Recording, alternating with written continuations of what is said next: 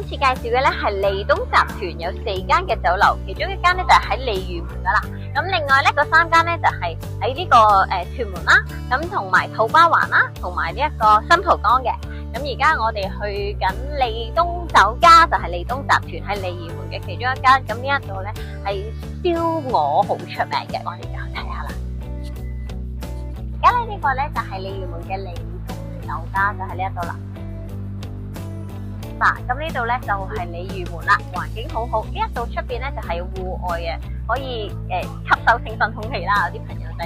咁呢一度咧有房咧，有卡拉 OK 咧，就係可以擺到3張台嘅。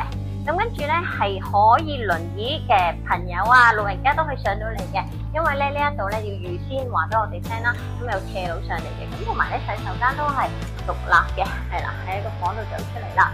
咁呢一度咧係下邊咧係可以擺到20位嘅，咁啊上邊連埋啲房咧就擺到10位咯。咁啊鯉魚門啊，因為馬來西亞同埋新加坡、台灣嘅朋友嚟到香港咧，係必食燒鵝嘅。咁啊鯉魚門呢一度嘅燒鵝咧都好出名嘅，我哋試下燒鵝出嚟啦。咁我哋加埋呢一個冰妹醬，咦，聞到陣陣柴香味喎！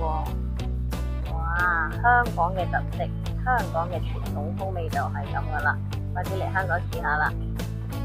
我試過啦，呢一個就係皮脆肉嫩嘅燒鵝，我而家咬一啖睇下脆唔脆啊！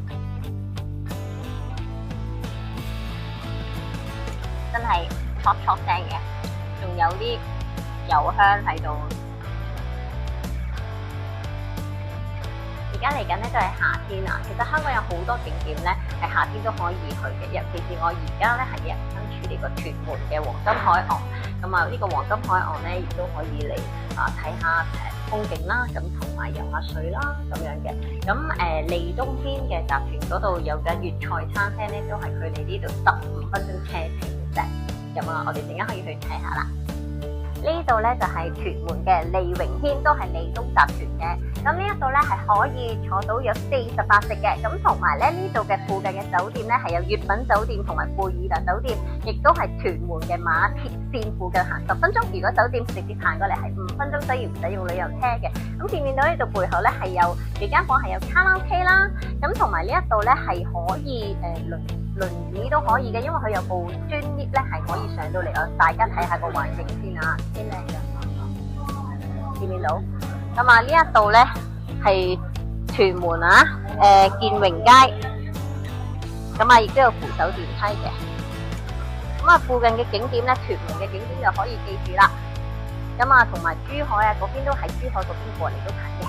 呢一度咧出邊咧係舞池，咁其實成個場就擺到40位嘅，不過咧個廳呢度就30幾位，有舞池，有嗰個大電視可以用嘅。